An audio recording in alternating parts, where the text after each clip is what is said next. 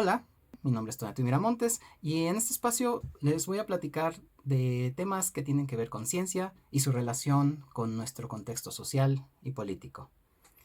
El día de hoy les quiero hablar un poco sobre la geometría y su origen y la importancia que tuvo en el mundo antiguo.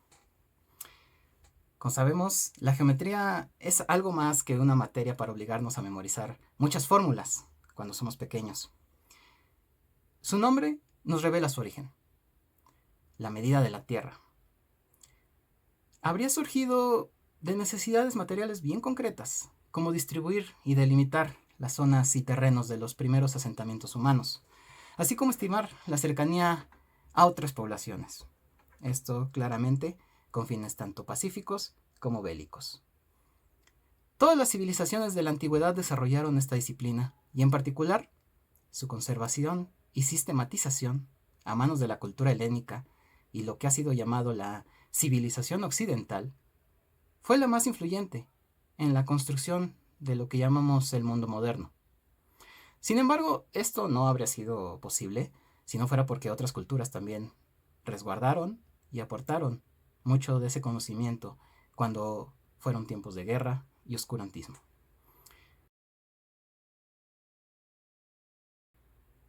No conocemos el nombre de los sabios de Babilonia que siglos antes de Cristo determinaron la duración del año y decidieron dividir la circunferencia justamente en 360 partes, a las que ahora llamamos grados.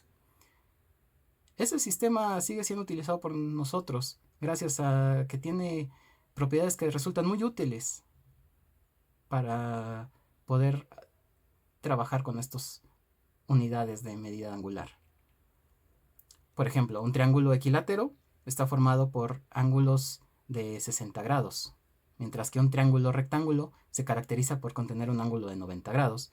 Y si dividimos un cuadrado a la mitad por su diagonal, obtenemos dos triángulos rectángulos que cada uno tiene dos ángulos de 45 grados. Es bastante notable que los babilonios lograron integrar de esta manera la mecánica celeste, a la que está relacionada la duración de nuestro año, la geometría y la aritmética.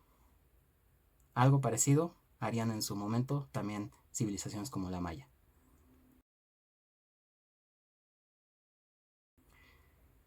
Las mentes de la antigüedad no tardaron en identificar a la geometría con algo más que meras medidas de terrenos.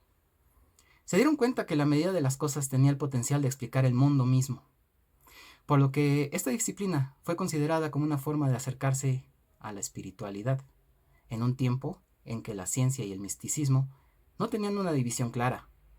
Los antiguos griegos recopilaron mucho del conocimiento y del pensamiento que ya existía en su tiempo. Al respecto, sabemos que es muy probable que Pitágoras, por ejemplo, quien vivió durante el siglo V antes de nuestra era, no haya sido el primero en enunciar su célebre teorema, pero ciertamente fue de los primeros cuyo legado fue registrado por una academia que le atribuyó su autoría. Y la sistematización de la geometría en un marco axiomático, dada por Euclides en el siglo III antes de nuestra era, constituye en sí un hito del pensamiento humano. Esa manera de organizar el pensamiento formal y abstracto sigue siendo parte del paradigma del pensamiento matemático moderno. Gracias a él, las matemáticas son la única disciplina del pensamiento humano donde se puede hablar rigurosamente de verdades y demostraciones, claro, haciendo uso de la lógica. Basta con conceder validez a un conjunto de principios, a los que se les denomina axiomas, y hacer uso de la razón y de la lógica formal para derivar de manera ineludible las consecuencias de dichas suposiciones.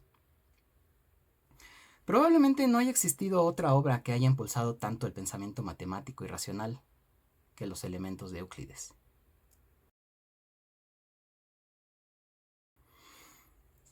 Todos los grandes imperios del mundo han entendido el valor contenido en el pensamiento matemático y la necesidad de ciencia.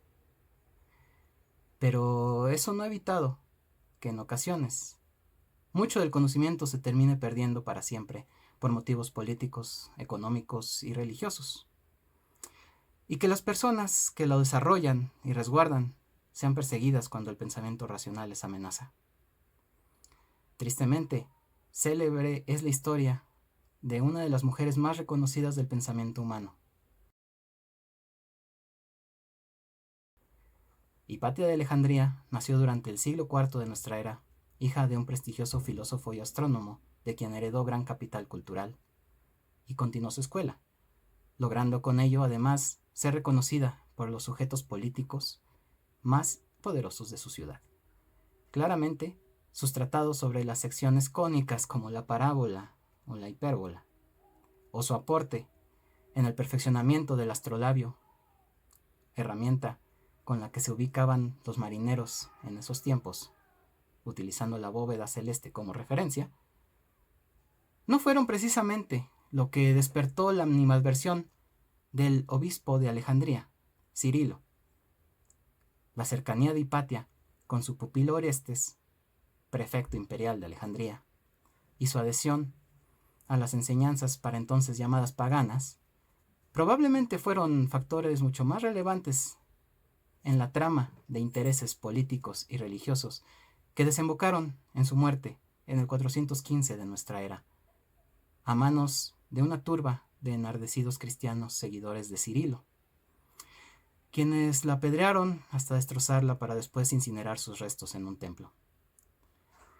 Si bien esta historia suele utilizarse como ejemplo de las consecuencias del fanatismo religioso y para representar el acoso al que suelen estar sujetas la ciencia, la razón y las mujeres ante los intereses eclesiásticos, lo cual tiene mucho de verdad, en realidad es una muestra de que la ciencia y el pensamiento académico en general no acontecen en una esfera etérea, aislados del resto del mundo.